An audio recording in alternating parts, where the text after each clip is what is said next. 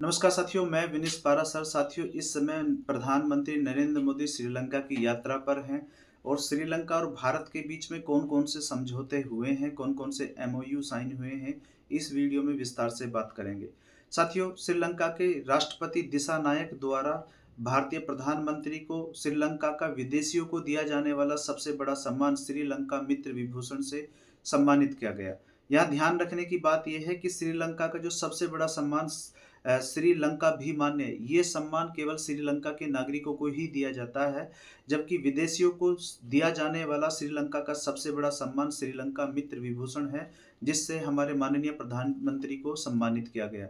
साथियों, ये सम्मान भारत डिज़र्व भी करता था, क्योंकि 2022 में जब श्रीलंका आर्थिक संकट में था, जब पूरी दुनिया ने श्रीलंका की मदद करने से मना कर दिया था, उस समय भारत ही एक ऐसा देश था जिसने 4.5 बिलियन डॉलर देकर श्रीलंका की आर्थिक मंदी से बाहर निकलने में इसकी मदद की थी। साथियों, जहां चीन बीआरआई प्रोजेक्ट के तहत पहले तो श्रीलंका को बहुत सारा लोन के रूप में पैसा देता है, और जब श्रीलंका इस पैसे को वापस करने में असमर्थ होता है, तो चीन श्रीलंका का सबसे बड़ा बंदरगाह हम्बनटोटा बंदरगाह को 99 साल के लिए लीज पर ले लेता है। इससे भारत की सुरक्षा भी कॉम्प्रोमाइज़ होने लगी, और ठीक हुआ भी ऐसे ही।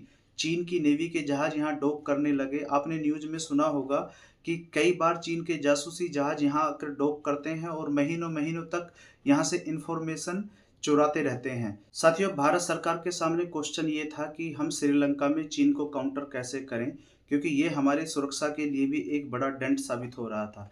तो इसीलिए भारत ने यूएई और श्रीलंका के साथ मिलकर एक समझौता किया कि श्रीलंका के पूर्वी तट पर एक जगह है तिरंकोमाली करके, वहाँ पर भारत श्रीलंका के लिए एक ऑयल रिजर्व फैसिलिटी तैयार करेगा, साथ ही एक पेट्रोलियम रिफाइनरी भी बनाएगा, जिसका टेंडर आईओसी को दिया गया है। साथियों, कल श्रीलंका के राष्ट्रपति और भारत के प्रधानमंत्री ने सामपुर में 100 मेगावाट का एक सौर ऊर्जा परियोजना का वर्चुअली उद्घाटन किया, और एक ग्रिड कनेक्टिविटी की बात हो रही है, जिससे भारत से श्रीलंका इलेक्ट्रिसिटी पहुंचाई जाए, और एक भारत से श्रीलंका के लिए पेट्रोलियम पाइपलाइन बनाने की बात यहां पर की गई है। भारत सरकार यहां श्रीलंका को एक ऊर्जा हब के रूप में डेवलप करना चाहती है, ताकि श्रीलंका को 2022 वाली कंडीशन फिर से कभी देखने को ना मिले, क्योंकि उस समय उस आर्थिक संकट में इनके पास इतनी भी फॉरेन करेंसी नहीं बची थी कि ये अपने देश की ऊर्जा को पूरा करने के लिए दूसरे देशों से पेट्रोलियम पदार्थ मंगा सकें।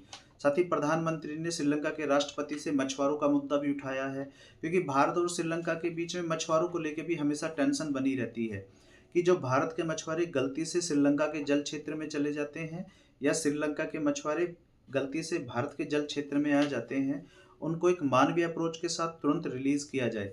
साथ ही जैसा आप सभी को पता है कि श्रीलंका में 70% लोग बौद्धिज्म को मानने वाले हैं।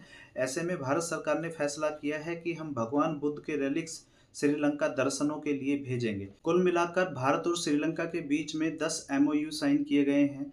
श्रीलंका का आप सभी को पता होगा कि ये कभी चाइना के करीबी हो जाते हैं, कभी भारत के करीबी रहते हैं, तो इनकी स्थिति डामाडोल रहती है। फिलहाल ये है इस वीडियो का एंड। आपको ये वीडियो कैसी लगी? अपने सुझाव, अपने विचार कमेंट बॉक्स में ज़रूर अपने सुझाव हमें दें। मिलते हैं अगली वीडियो में। बहुत बहुत धन्यवाद।